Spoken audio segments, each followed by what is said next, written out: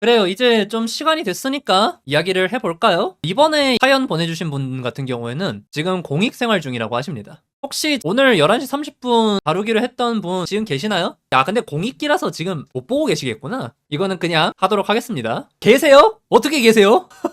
그리고 이제 유튜브 닉네임이 실명이시니까 그냥 임준성님 사연이라고 얘기를 할게요. 아, 애들 밥 먹이면서 보고 계세요? 알겠습니다. 안녕하세요, 하람님. 작년 태죽 엘산과 하람님의 LCK에 대한 관점을 보고 구독을 누른 후 잘 보고 있던 시청자입니다. 저는 지금 어느 한 초등학교에서 공익 생활을 하고 있는데 장애를 가진 아이들의 수업과 생활을 지원하는 일을 하고 있습니다. 근데 한 아이 때문에 요새 공익 생활을 하는데 고민이 생겨 사연을 한번 적어봅니다. 제가 수업 지원을 가장 많이 들어가는 1학년 아이가 있습니다. 이 아이는 지적장애가 있다고는 하나 중증은 아니고 친구들, 선생님들이 말을 알아듣고 눈치가 꽤나 있는 아이입니다. 제가 이 아이의 수업을 들어갔을 때 이 아이는 자꾸만 제 말을 안 듣습니다. 예를 들어서 수업 시간에 계속 앉아있지 않고 돌아다닌다거나 자꾸 수업 중에 친구들을 건드린다거나 휴대폰을 꺼내서 전화를 하려 하는 등 수업 시간에 제가 막아야 할 행동들을 할 때가 있습니다. 이럴 때 제가 계속해서 말을 해도 제 말은 들은 척도 안 하거나 듣고도 반응을 안 한다거나 아예 귀를 막아버리기까지 해서 제가 화를 낸 적도 있습니다. 화를 한번 내니 이제는 자기 힘으로 저를 밀어내려고까지 하더군요. 그래서 저는 화를 낸다거나 좋게도 말해보고 여러 가지 방법으로 아이가 수업이나 안전에 있어서 문제 안 가게 하려 했지만 3개월째 말을 안 듣더군요. 근데 제가 이 고민이 더 심해진 건 이런 행동들보다 아이의 태도에 더 스트레스를 받습니다. 제가 말을 할 땐 말을 하나도 안 듣던 애가 담임 선생님이나 다른 선생님들의 말은 매우 잘 듣더군요.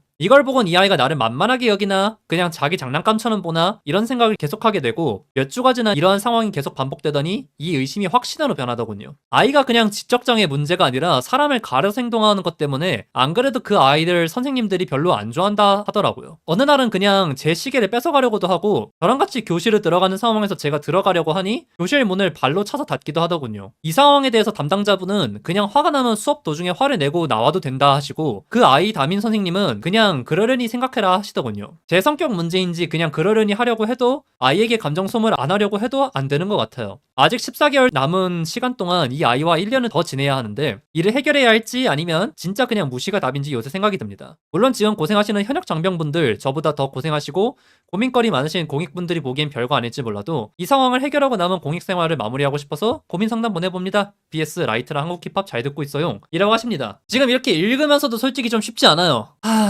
사실 사연자분의 사연에 먼저 집중을 해야 되는데 내가 저거를 보고 있으면서 먼저 드는 생각은 저거를 왜 공익이 하고 있어야 돼요? 요즘 들어서 기관에서 공익을 잘 안 뽑는 이유가 있대요. 왜냐면은 사회복지사들 같은 역할을 하는 사람들이 되게 많잖아요. 이제 뭐 요양원이나 아니면은 애들 보는 일을 하시는 분들도 있고 뭐 업무 봐주시는 분들도 있고 그런데 지금 공익 월급이 전반적으로 군인 월급 자체가 되게 많이 올라갔잖아요. 그러다 보니까 말년 기준으로 했을 때 그 월급이 사회복지사 초년생이랑 비슷하대요. 그러니까 기관 입장에서는 그런 거야. 같은 돈 주고 이런 부분에 대해서 공부도 안 하고 일을 해본 적도 없는 애를 써야 되냐? 그리고 심지어 어딘가 하나 망가져서 오는 애들 이렇게 그러니까 기분 나쁘게 듣지 마세요. 어쨌든 간에 국가 공인 장애 등급이 있으니까 그 평가를 받은 거니까 그 사람들 입장에서 생각하기에 망가졌다라고 얘기할 수 있는 거지. 그럼 망가진 사람들한테 맡겨야 되느냐라고 하면은 그래 소위 말하는 그 돈 씨야. 그 돈이면 사회복지사 초년생을 쓰고 말지. 걔네들은 전문적으로 배웠고 그리고 어차피 이 일을 계속 해야 되는 애들이라서 공익에 비해서 어쨌든 동기부여도 좀 있을 거고. 근데 사람들이 잘 안 오는 곳이라 돈이 먼저가 아니라고 하더라고요. 근데 기본적으로는 좀 그렇죠. 지금 이렇게 얘기를 하는 것만 들어도 그렇잖아요. 아니 저렇게 지적장애가 있는 어린아이가 선생님들 말은 듣고 사람 가려가면서 다른 보조 선생님들 말은 안 듣고 또 애들 괴롭히고 그런다고 하잖아. 근데 그러면은 저거를 평생 사회복지 사자 한 번 못 들어본 사람이 관리를 하고 있는 게 맞는가? 나는 이 생각부터 드는 게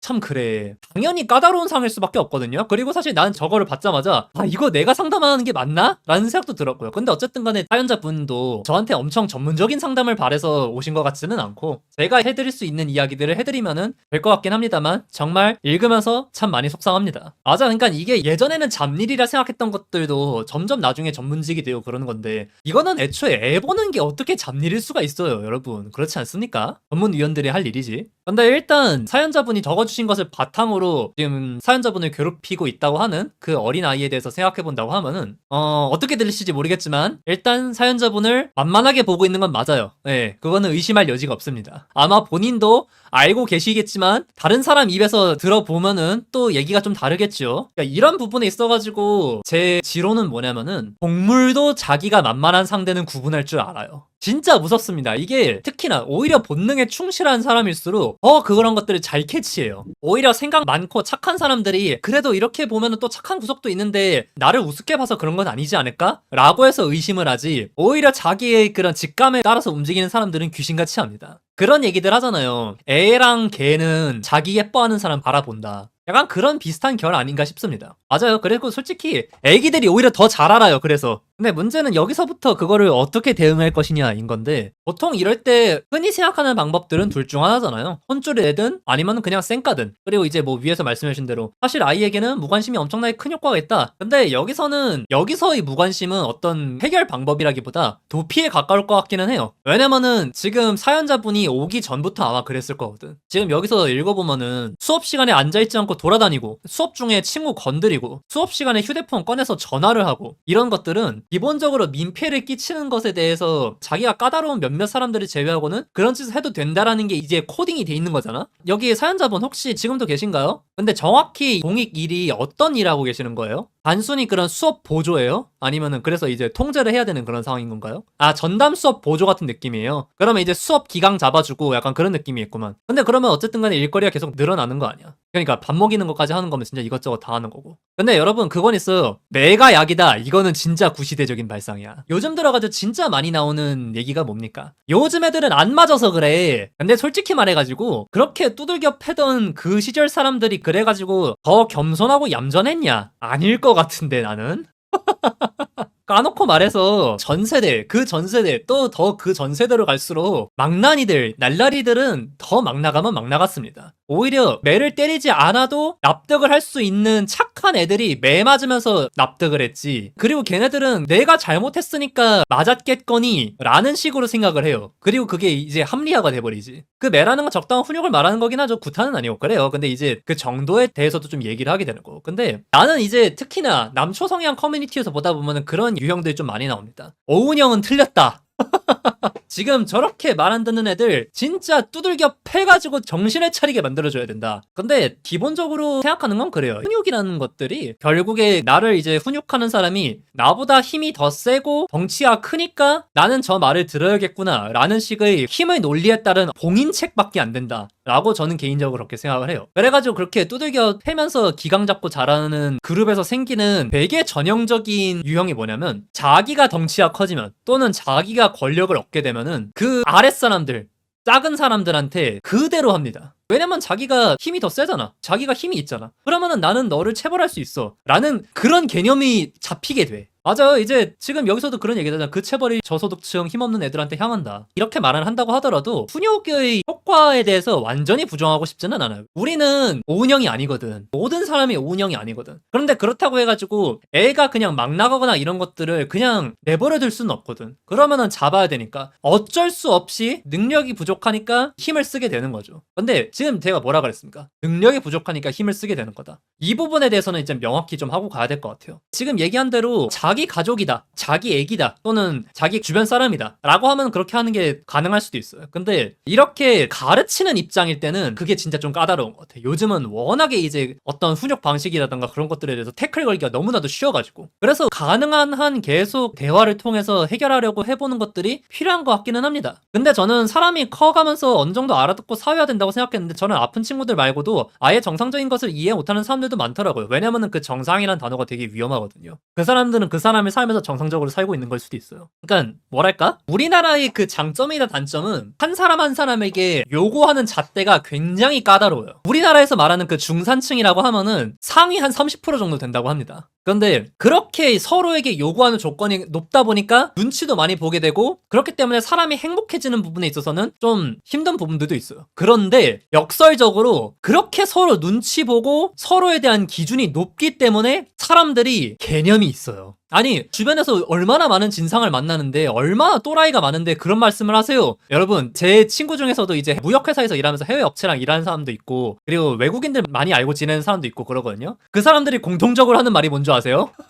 한국인은 정말 상식적이고 정말 합리적이고 정말 착하다. 진짜 한국인 정도면은 얼마나 이게 말이 잘 통하고 그런지를 몰라요. 근데 이제 지금 여기까지 가면은 이제 사연자분의 내용에서 너무나도 많이 벗어나니까 다시 돌아온다고 하면 그렇습니다. 그래요. 지금 여기서 선택할 수 있는 것들에 대해서는 제가 얘기 드릴 수 있는 거는 크게 한 두 가지 정도가 될 것 같기는 해요. 일단 하나는 만약에 여기서 내가 직접 해결을 해야겠다. 지금 하고 있는 일에 대해서 좀 더 책임감도 있고 정말 조금 더 멀리 가자고 하면은 이 애를 포기하고 싶지 않다. 약간 그런 마음이라고 하면은 대화를 좀 많이 하셔야 될 거예요. 중고등학교에서 선생님들이 일진들 관리하는 방법 중 하나가 뭔지 아십니까? 걔네랑 친해지는 겁니다. 그래서 보면은 솔직히 일반 학생들 입장에선 잘 이해 안 될 때도 있어요. 아니 왜 선생님들은 저 날라리 새끼들을 싸고 돌지? 왜 저 날라리들이랑 친근한 모습들을 보이지? 근데 나중에 시간 지나고 나서부터 조금 알게 됐죠. 걔네들을 다루는 방식이 그래 어떨 때는 혼내야 되는 순간들도 있겠지만 기본적으로 약간 비틀려 있고 자기가 마음을 열지 않는 사람들에게 까탈스럽게 굴고 하는 거기 때문에 밖에서 자기 바운더리 바깥쪽에서 때리고 욕하고 훈육하고 그런다고 하면은 점점 더 마음을 닫고 더 엇나갈 수가 있다. 그렇기 때문에 그 녀석이 생각하기에 자기 바운더리라고 생각하는 그 안에 들어가서 일단 유대를 쌓고 이 문제아가 나를 믿을 수 있게 만들어 놓고 그리고 거기서부터 이제 조금 더 고쳐나간다. 맞아요. 그래서 오히려 밥 사주고 따로 영화를 보면서 이야기도 많이 하고 그래서 실제로 그렇게 해가지고 갱생되는 애들이 있었어요. 없지는 않았지. 그래가지고 그런 애들이 나중에 해가지고 하다못해 기술이라도 배우더라고요. 그러니까 기술직을 비하하는 게 아니에요. 다들 공부가 당연한 학교라는 시스템 안에서 결국에 공부는 못하더라도 자기가 밥벌이 하는 것을 위해서 노력을 하는 모습들을 보인다는 개념에서 기술이라도 배운다라는 얘기를 하는 거예요. 당연히 기술직 비하 아닙니다. 그리고 진짜 소수의 경우에는 정신 차리고 공부하는 경우도 있었고요. 왜냐면은 제가 이거는 항상 얘기하는 부분들이랑 좀 관통하는 부분들이 있어요. 우리가 상대하는 게 괴물이 아니에요. 걔네들도 누군가에겐 또 좋은 놈들이고 어떤 부분에서 본다면 의리 있는 놈도 있고 제가 중학교가 진짜 꼴통 중학교였거든요. 근데 거기서 진짜 쓰레기 같은 선배가 하나 있었어요. 근데 제가 이제 부모님이랑 같이 길 가고 있고 둘이서 서로 마주쳤는데 그 선배가 할머니랑 같이 오고 있더라고요. 근데 그 할머니한테 얼마나 극진했는지 몰라. 짐 들어주고 이제 할머니한테도 진짜 사근사근 말하고 아니 근데 자기 가족한테 친절한 거지 나한테 친절한 게 아닌데 내가 왜 친절을 베풀어야 돼요? 그래 이게 일반적인 시선이죠. 근데 만약에 가르치는 입장이고 그 사람을 바로잡고 싶은 입장이다 라고 하면은 그 사람에게 인간적으로 다가가는 게 맞는 것 같기는 해요. 그런데 나는 솔직히 지금 이렇게까지 말하면서 내 스스로 드는 생각은 그거야. 왜 사연자분이 그렇게까지 해야 되지?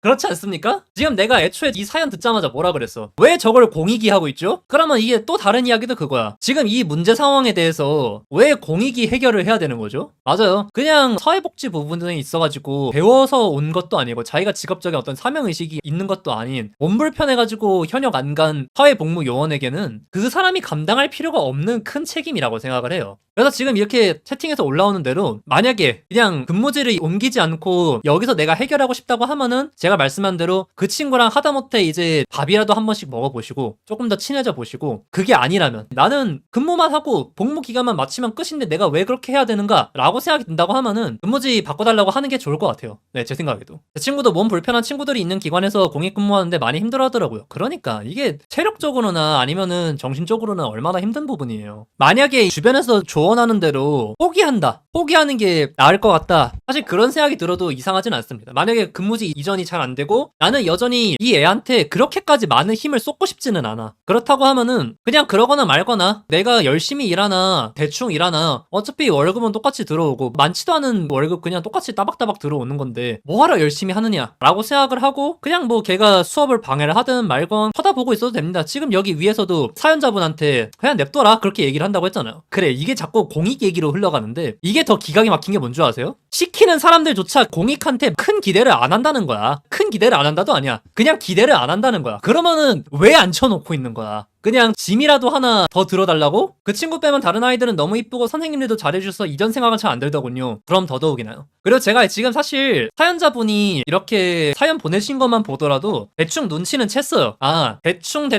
돈 받은 만큼만 하자는 마인드의 사람은 아니구나. 이런 사람들이 나쁘게 말하면 사서 고생을 합니다.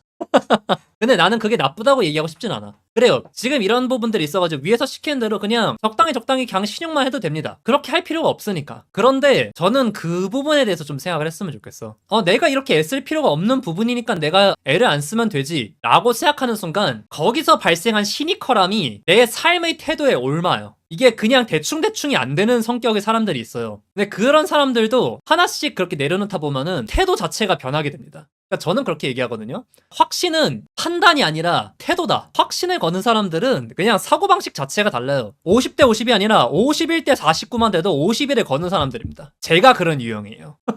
근데 보통 확신이라는 그 태도를 가지고 있지 않는 사람은 100 중에서 90대 10으로 기울어도 99대 1로 기울어도 10, 1 또는 0.1 야 이거 확실하지 않은 거잖아 가 됩니다. 맞지? 왜냐면 이론상 100%가 아니면 확실한 건 아니지. 근데 그런 태도면은 결국에 확신을 못 가져. 인생에서 100%가 어딨어. 그리고 비슷한 결로 맞아요. 지금 나는 그 사연자분 본인의 영혼을 위해서 조언을 드린다고 하면은 이 근무 환경을 벗어나거나 그럴 생각도 없다고 한다면은 나는 지금 얘기해 드렸던 대로 쫓아다니세요. 쫓아다니면서 계속 붙잡고 대화를 해보세요. 하는 동안은 진짜 내가 이거를 왜 하고 있나 싶을 수도 있겠지만은 그거를 해보고 나서 그 아이가 결국에 조금이라도 마음을 열어주기 시작한다고 하면은 정말 많이 편해지기 시작할 거고, 그리고 본인의 삶을 살아가는 데 있어서 되게 많은 것을 가슴에다 안고 갈 수 있을 거라는 생각도 합니다. 그래요. 이게 또 전형적으로 주소 사장들이 직원들한테 너희 회사라고 생각하고 일해봐라 라고 하는 그런 거랑 비슷한 워딩처럼 비슷한 문장처럼 들릴 수도 있어요. 그런데 그런 것들이 실제로 좀 필요하다고는 생각을 하는 게, 사람의 마음을 움직이고 열어보는 그 경험이라는 게 내가 이 삶을 살아가는 데 있어서 얼마나 큰 용기를 주는지 몰라요. 내가 지금 이런 것들을 좀 많이 느끼는 것 중 하나가 그거예요. 예를 들어서 그냥 시니컬하게 그래 뭐 그렇게 열심히 할 필요 없지 라는 마음을 한 번 먹잖아요. 그리고 이제 그 아이를 구제불능이라 생각하고 선을 그어버리잖아요. 그런데 이런 마음가짐을 가지게 되는 것들이 연애할 때 티가 나요. 됐어 그만해, 그만 얘기하자, 또는 나중에 얘기하자, 이 말 나오는 순간 그 관계에 못 돌아가.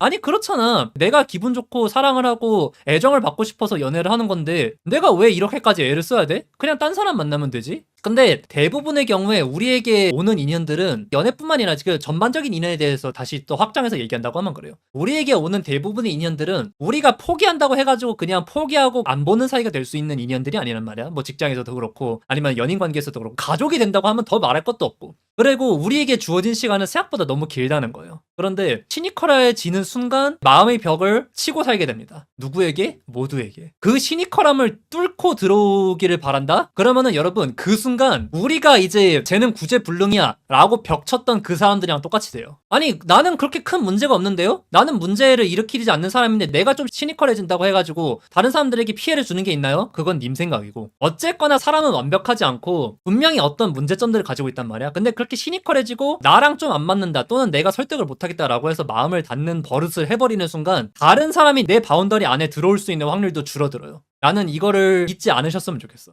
그러니까 진짜로 이 따뜻한 마음을 가지고 살아간다는 게 얼마나 소중한 것인지를 사람들이 많이 잊어버렸다고 생각을 해요. 그냥 모든 것을 다 손익으로 계산을 합니다. 내가 이만한 체력을 썼고 내가 이만한 마음을 썼으니까 이만한 보상이 돌아와야 돼. 그렇지 않으면 내가 이거를 왜 굳이 하지? 근데 사람의 마음은 사람의 마음으로 얻을 수 있는 거라 생각하거든요. 그런 손익계산이 아니라. 근데 덕분에 우리는 점점 서로에 대해서 아무렇지 않게 심한 말을 하기 시작합니다. 그리고 그게 소위 말하는 혐오의 시대의 그 근간이 되지 않았는가라는 생각도 하고요. 맞아. 그리고 어떤 면에서는 이제 오히려 그렇게 뭐 연인 관계도 아니고 직장 상사도 아니고 큰 책임이 없고 사연자분이 눈 감으려면 얼마든지 눈 감을 수 있는 그런 사안에 대해서 해결하는 그 용기를 한번 내보면은, 그리고 그 용기를 결과로 바꿔낸다고 하면은 아마 앞으로 살아가는 데 있어서도 진짜 다양한 상황에서 되게 큰 용기를 줄 수 있지 않을까 싶습니다. 왜냐면은 해봤거든. 이 승리 경험이라는 게 얼마나 중요한지 몰라요. 진짜. 그러니까 그게 있어. 이겨본 적 없는 사람은 이기는 법을 몰라요. 왜냐면 계속 져왔으니까. 그래서 거기다 이긴 상황이 와도 이거 이러다가 또 잘못되는 거 아니야? 라는 생각에 멈칫하고 망설이다 진짜로 져요. 미끄러지거든. 임준성님, 그래요. 어떻게 충분한 답변이 되었는지 모르겠네요. 약간 좀 뜬구름 잡는 소리처럼 들렸을 수도 있을 것 같은데 저는 이해하셨을 것 같다는 생각들을 좀 합니다. 그런 마음이 있으신 분이야.